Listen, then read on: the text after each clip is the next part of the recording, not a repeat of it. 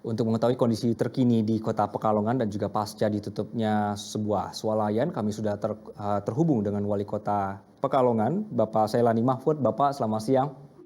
Selamat siang. Ya. Pak Wali, jadi yang pertama saya tanyakan di sini, apa update terkini kasus di sana, Pak? Iya, jadi perkembangan kasus yang masalah COVID-19 di Kota Pekalongan, ini ada ODP ini sekitar 215, namun sudah selesai kita lakukan pemeriksaannya 212 dan mereka sudah kembali dengan selamat. Masih dalam pantauan kita adalah 3 orang. Kemudian untuk PDP ini ada 9 orang. Ini mereka sudah sehat, pulang dengan kondisi sehat walafiat 7 orang. Kemudian masih kita rawat 1 orang. Kemudian ada yang meninggal sebelumnya, ya, itu adalah bukan orang Pekalongan tapi kebetulan sakit di Pekalongan, ini 1 orang. Positif itu ada 13 orang.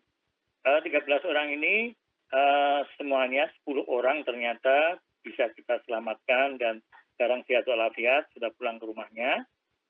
Ada yang 1 karantina, kita karantinakan, dan memang ada yang meninggal 2 orang dan ini pun adalah bukan penduduk Kota Pekalongan. Jadi kalau melihat data ini rata-rata bahwa di Pekalongan perkembangannya masih landai, masih terkendali. Tetapi kita prihatin ketika pada saat kemarin Idul Adha dengan ledakan yang luar biasa di mal maupun di pasar tradisional, sehingga kita melakukan satu rapid test di beberapa mal dan di beberapa pasar tradisional. Nah, ternyata betul tadi disampaikan oleh Bapak, di salah satu yaitu di Superindo, itu dengan 42 orang kita tes rapid test, itu ada 10 yang ternyata reaktif, ya. 10 orang ini termasuk salah satunya adalah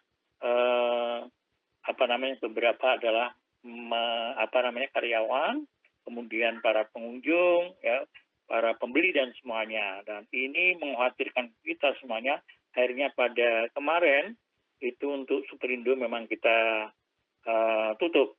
Sebelumnya kita juga menutup di salah satu toko cukup besar yaitu fashion, ya, di Jalan Dr. Cipto, itu karena tidak mematuhi protokoler kesehatan, sehingga dengan terpaksa kita tutup, ya, sampai sekarang. Kemudian ada beberapa, pasar tradisional yang kebetulan berada di Pasar Banyurip itu juga ternyata dari 40 orang, ya, yang kita 43, maaf ya, yang kita tes rapid itu ternyata ada 10 orang dari pengunjung maupun dari bakul. Hari ini kita tutup, ya, dan kita semprot semuanya dari ujung ke ujung dengan satu semprotan disinfektan gitu. Ini saya kira untuk perkembangan yang ada di Kota Pekalongan itu, Bapak. Baik, Pak Wali, jika kita belajar dari kasus yang terjadi di Indogrosir di Sleman, pada saat itu Pemkab setempat itu akhirnya melakukan tes besar-besaran, tes massal. Kalau kita melihat dari kasus yang terjadi di Pekalongan ini, Pak, apa yang akan dilakukan oleh Bapak? Jadi gini, dari ini makanya menyadarkan kita bahwa nanti di tingkat di semua kerumunan, ya, terutama di pasar tradisional dan di mal, ini saya kira semuanya sudah kita lakukan. Ini mungkin kita juga insya Allah akan ke beberapa masjid, ya, atau musola yang selama ini menyelenggarakan jamaah, ya. Ini barangkali kita akan menyasar ke sana. Nah, ini kemudian yang keduanya untuk di pemerintah sendiri ini sudah kita siapkan nanti juga rapid test bagi para pejabat-pejabat dan para karyawan yang ada di pemerintah Kota Pekalongan. Begitu. Pak Wali, kembali di kasus Superindo ini, jadi proses tracing seperti apa Pak terhadap orang yang mungkin pernah berkontak langsung dengan yang reaktif?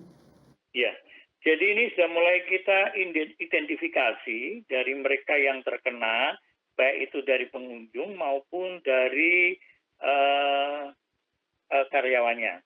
Mereka sebenarnya keluarganya bagaimana, pernah hubungan kemana, kemudian dia pernah pergi kemana, dan ini masih diidentifikasi sehingga paling tidak kita akan bisa melakukan satu langkah-langkah berikutnya dengan berhubungan dengan siapa dan sebagainya ini masih dalam identifikasi kita. Udah ketahuan berapa kira-kira angkanya Pak untuk yang di tracing? Oh iya, ini tentu saja dari 10 orang itu memang bervariasi. Ya, ada yang hanya 5, kemudian ada yang 10, ada yang 8 dan sebagainya. Ini semuanya nanti insya Allah akan kita lakukan rapid test semuanya. Oke, baik.